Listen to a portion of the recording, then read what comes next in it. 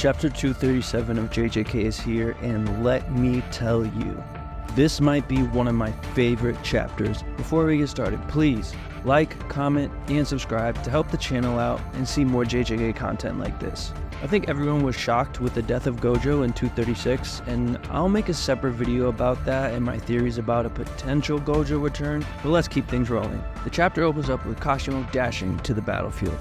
But also, we see an ice block falling from the sky with no other than Urarame standing on top. Honestly, I thought they got melted by Gojo's hollow purple, no pun intended, but as Kashimo looks up, we also get a panel of some fresh kicks that, no lie, I probably caught myself. And who is it? It's no other than Hikari. And I think this is just amazing because they were banging it out and almost killed each other before, and now they're fighting together.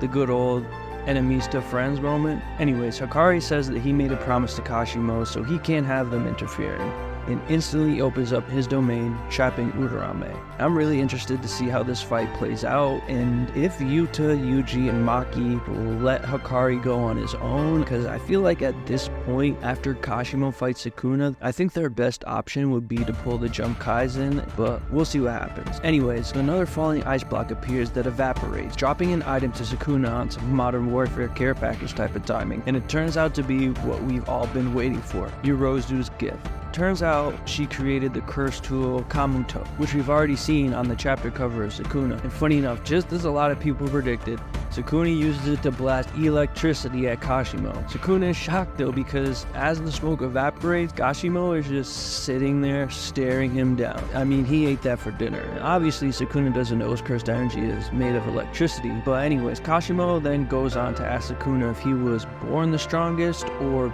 became the strongest. Like the good old line from Ghetto we've all come to love, with Sukuna replying, he doesn't know because he was an unwanted child, which is interesting because we haven't seen really anything of Sukuna's backstory, and I've also seen a few translations of this saying that he was a scorned child and even sort of a demon child, so that'll be interesting when the official translations come out. But then Kashimo tries to pick Sukuna's brain a little, asking him how he interacted with people as the strongest, if he's ever loved anyone, and things like that, since Kashimo, being the strongest of his time, couldn't do any of that and only saw people as dirt, which honestly I expect from Kashimo since he's always on that demon time. Anyway, Sukuna then says he's being extravagant, just like Gojo was, and to come at him so he can teach him. Kashimo wastes no time dashing at Sukuna, which we all know there isn't much talking and mainly just scrapping when it comes to Kashimo. And Sukuna is keeping up with him at first, but after a few quick exchanges, Kashimo activates his long-awaited curse technique,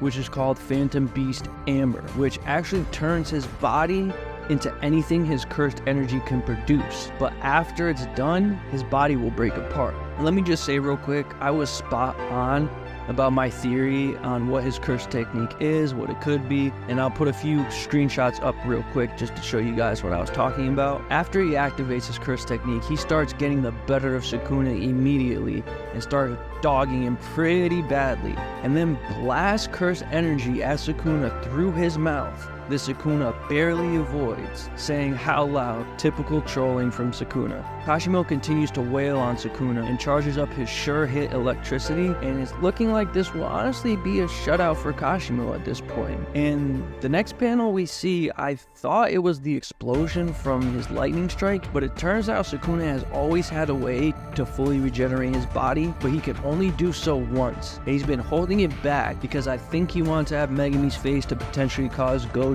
and the other students to hesitate, since their main goal was always saving Megami, so you can't disintegrate Sukuna with a hollow purple or any other curse technique if your main goal is to save Megami. But Kashimo doesn't give a fuck about that, and we see it was actually Sukuna transforming into his OG form.